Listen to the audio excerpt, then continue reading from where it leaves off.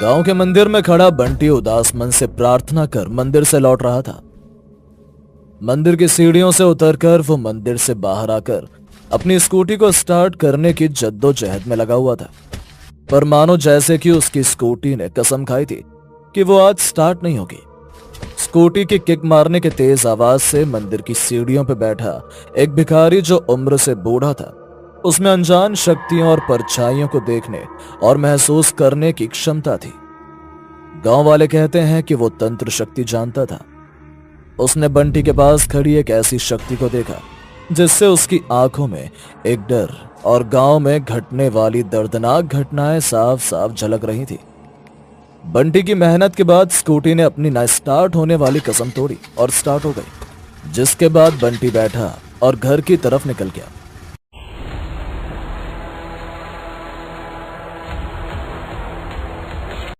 न जाने कैसी उदासी बंटी के चेहरे पर छाई थी कि तभी उसका दोस्त नट्टू आता है।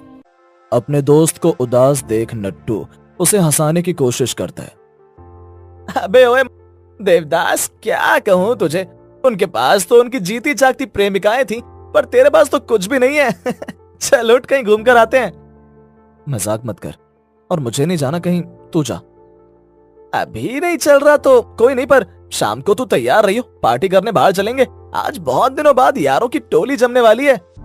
ऐसा बोलकर नट्टू वहां से चला जाता है और बंटी भी अपने ही ख्यालों में खोया होता है। उसी रात की बात है, नट्टू और बंटी रात की पार्टी करते हुए घर लौट रहे थे, पर इस बीच सुनसान रास्ते पर उन दोनों को उन्हीं के गांव की एक लड़की जिसका नाम झुमकी था, वो सामने से आते हुए दिखी और बंटी अपनी गाड़ी रोककर उसे कहता है, अरे झुमकी, तू इतनी रात को कहां जा रही है?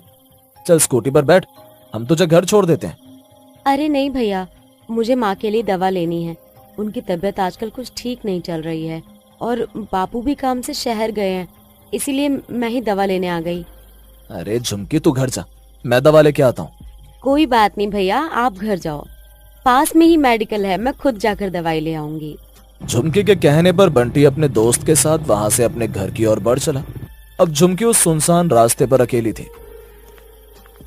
थोड़ी देर चलने पर उसे महसूस हुआ मानो कोई उसके पीछे चल रहा हो। वो जैसे ही पीछे पलट कर देखती है, वहां दूर दूर तक कोई नहीं होता सिवाय सन्नाटे के। इस बात को वो अपना वहम समझकर फिर से आगे बढ़ गई, मगर अचानक खंभों पर बत्तियां जलने बुझने लगी। ये देख उसके मन में बेचैनी का भाव बढ़ने लगा और वो तेज कदमों के साथ चलने लगी, पर अचानक उसे किसी के गुर्राने की आवाज सुनाई दी। आवाज सुनते ही झुमकी को समझ आ गया कि कुछ तो अजीब है। अब डर से उसके माथे से पसीना टप टप टपक रहा था, पर उसमें अब इतनी हिम्मत नहीं थी कि वो पीछे मुड़कर देख सके, इसलिए वो तेजी के साथ भागने लगी, पर तभी उसका पैर किसी चीज से टकराया और वो लड़खड़ाते हुए वहीं गिर गई। अगली सुबह गांव के लोगों की भीड़ सड़क पर इकट्ठा थी। सबके चेहरे पर मायूसी और आंखों में नमी थी। यकीन नहीं आ रहा है, कोई इतनी बेरहमी से किसी को कैसे मार सकता है? आखिर झुमकी बिटिया से किसी की क्या दुश्मनी हो सकती है? झुमकी की लाश देखकर सभी गांव वालों के जहन में केवल एक ही सवाल था। तभी वहां बंटी और नट्टू आते हैं। वो दोनों भी झुमकी की लाश को देखकर दंग रह जाते हैं और घबराते हुए नट्टू गांव वालों से कहता है, ये सब कैसे हो गया? कल रात को तो झुमकी बिल्कुल ठीक थी, हमने उसे इसी रोड पर देखा था, बात भी की थी, फिर अचानक ये सब। आज सुबह जब गांव का दूध वाला बिरजू सड़क से गुजर रहा था, तो सबसे पहले शव उसी ने देखा और सभी गांव वालों को इत्तला दी। उस दिन पूरे गांव में एक मायूसी सी छाई हुई थी। सभी लोग काफी दुखी थे और इसी तरह सुबह से रात हो गई। आज तो घर पहुंचकर सबको सरप्राइज दूंगी। वैसे भी कॉलेज की छुट्टियों को अपने घर में एंजॉय करने का एक अलग ही मजा है। अरे ये हवा अचानक इतनी तेज कैसे चलने लगी? अभी तक तो मौसम बिल्कुल साफ था। लगता है बिन मौसम बरसात होने वाली है। इससे पहले कि मैं बारिश में फंस जाऊं, मुझे जल्दी जल्दी घर पहुंचना होगा। बिगड़ता मौसम देखकर उस लड़की को कुछ समझ नहीं आता और वो अपने घर की तरफ तेजी के साथ बढ़ने लगती है। वो लड़की चल रही होती है कि उसे अपने एक तरफ के कंधे पर कुछ भारी सा महसूस हुआ। वो जैसे ही अपने कंधे पर हाथ लगाती है उसे कुछ अजीब सा महसूस होता है। डर से उसकी आंखें बड़ी हो गई, गला सूखने लगा। उसने हिम्मत करते हुए अपने हाथों से उस चीज को देखा। उसके हाथों में एक कटा हुआ सर था जो कि जीवित था। अगली सुबह गांव वालों को 3 और लड़कियों की लाश मिलती है। गांव में लड़कियों की मौत से पूरे गांव में हड़कंप मच गया था। सभी की आंखों में एक दहशत नजर आ रही थी। डर के एहसास से उनकी सांसें सूख रही थी और माथे पर चिंता की लकीरें थी। सभी गांव वाले बेहद दुखी थे। वो लोग अभी उभरे भी नहीं थे कि अगले दिन गांव में फिर 2 लड़कियों की लाश मिलती है। आज से 1 साल पहले वो भी ऐसे ही मर्दों का शिकार करती थी, कहीं वो वापस तो नहीं आ गई। ये क्या कह रहे हो काका? उसे तो शहर वाली मैडम पकड़कर अपने साथ ले गई थी। पर क्या पता वो सर फिरी चुड़ैल फिर से वापस आ गई हो, और अगर वो फिर लौटी है न जाने इस बार वो क्या करेगी। पिछली बार तो सितारा जी ने हमें बचा लिया था, लेकिन इस बार हम क्या करेंगे? इस बार भी हम सितारा जी को ही बुलाएंगे हमारी मदद के लिए। इसीलिए आज ही मैं शहर जाकर सितारा जी को अपने साथ लेकर आऊंगा। उसके बाद सरपंच जी शहर के लिए निकल गए और शहर पहुंचकर सितारा के पास गए। सितारा, जो कि एक पैरानॉर्मल इन्वेस्टिगेटर थी, वो भूत प्रेतों पर रिसर्च करती है और उनको भगाती है। पहले भी वो गांव में जा चुकी है और गांव वालों को स्त्री से बचा चुकी है। आज से करीब 1.5 साल पहले चंदेरी गांव में एक चुड़ैल के आतंक से गांव का हर मर्द डरता था। वो चुड़ैल, जो एक स्त्री थी, हर रात गांव के किसी न किसी पुरुष को अपना शिकार बनाती थी। उसकी दहशत से गांव के मर्दों ने घरों से बाहर तक निकलना बंद कर दिया था। मगर उसके बाद भी वो चुड़ैल हर रात लोगों के घरों के बाहर आकर उनका नाम पुकारने लगती, और जो उसके पुकारने पर घर का दरवाजा खोल देता, फिर वो स्त्री का शिकार बन जाता। पर एक रोज इस चंदेरी की अफवाहों को सुनकर यहाँ अपनी रिसर्च के लिए सितारा आई और बहुत जद्दोजहद के बाद स्त्री की चुटिया काट गांव वालों को उससे मुक्ति दिलाई।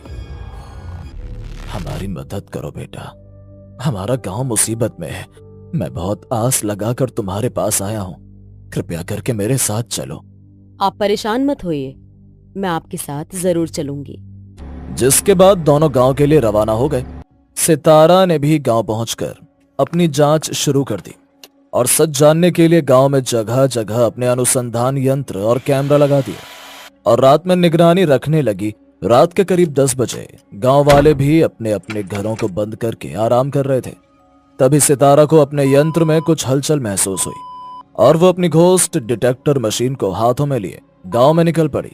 और पीछा करते करते उसने कुछ ऐसा देखा जिसकी कल्पना भी उसने नहीं की थी। एक सर जो कटा हुआ है और उसका शरीर नहीं था। वो दिखने में बहुत भयानक था और वो हवा में उड़ सकता था। ये सब वो छुप कर देख रही थी कि तभी एक हाथ सितारा के कंधे पर आया, जिसे देखकर वो काफी घबरा गई। काफी हिम्मत जुटाकर वो जैसे ही पीछे मुड़कर देखती है तो वो हाथ बंटी का था। क्या हुआ मैडम जी, आप ऐसे छुपकर क्या देख रही हैं? हे भगवान, बंटी तुम हो? पता है मैं कितना डर गई थी। पर आप ऐसे वहां क्या देख रही हो? जिसके बाद सितारा जैसे ही पीछे मुड़कर देखती है वहां कोई नहीं होता। क्या हुआ मैडम जी, क्या है वहां? तुम चलो यहाँ से, यहाँ एक पल भी रुकना खतरे से खाली नहीं है। जिसके बाद सितारा बंटी को लेकर घर जाती है और घर आकर किताबों में उस सर के बारे में जानने की कोशिश करती है। इस बार गांव के ऊपर जो खतरा मंडरा रहा है उसे हल्के में नहीं ले सकते। एक बहुत बड़ा संकट चंदेरी में आ चुका है। कौन है वो? सर कटा भूत, स्त्री का सबसे बड़ा दुश्मन। अगली सुबह सितारा सभी लोगों को सर कटे भूत के बारे में बताती है, जिसे सुनकर सभी बहुत डर जाते हैं।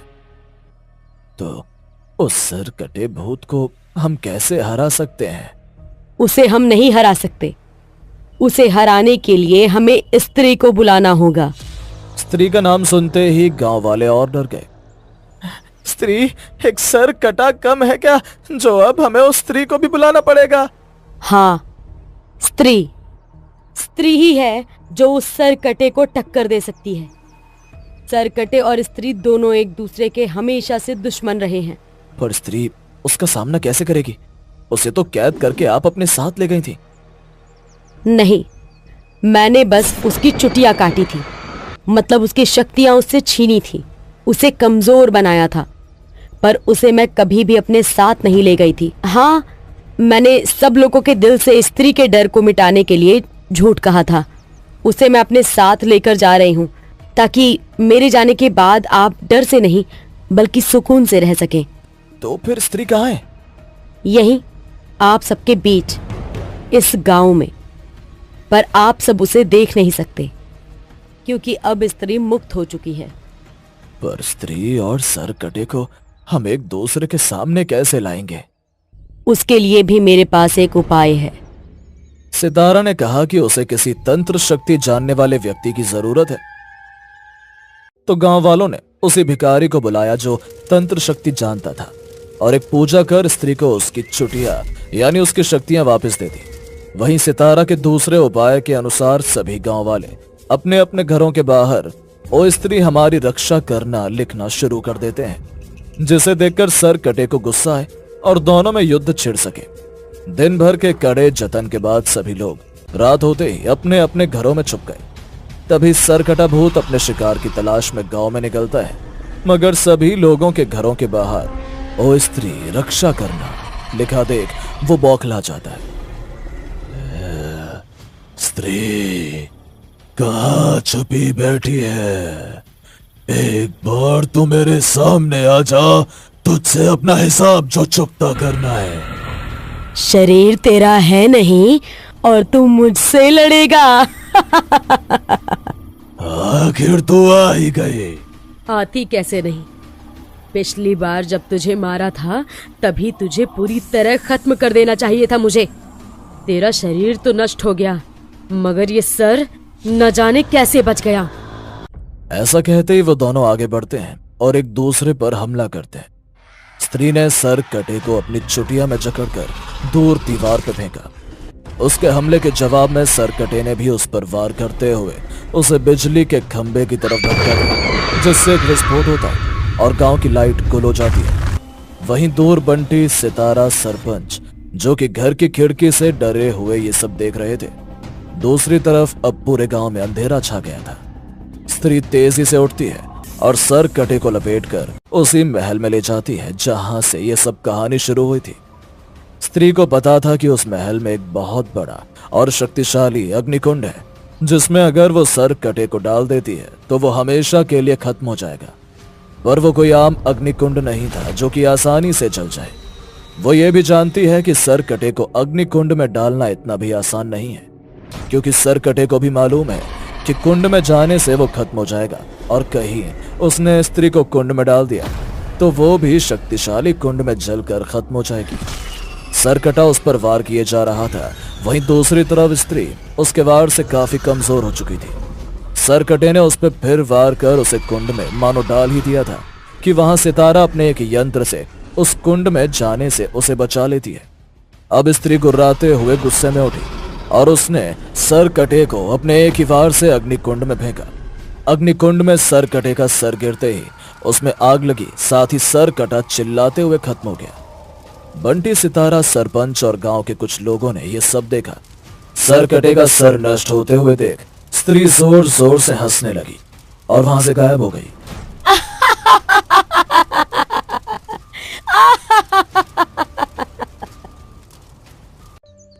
अगली सुबह सितारा फिर गांव से जा रही थी कि तभी बंटी आता है।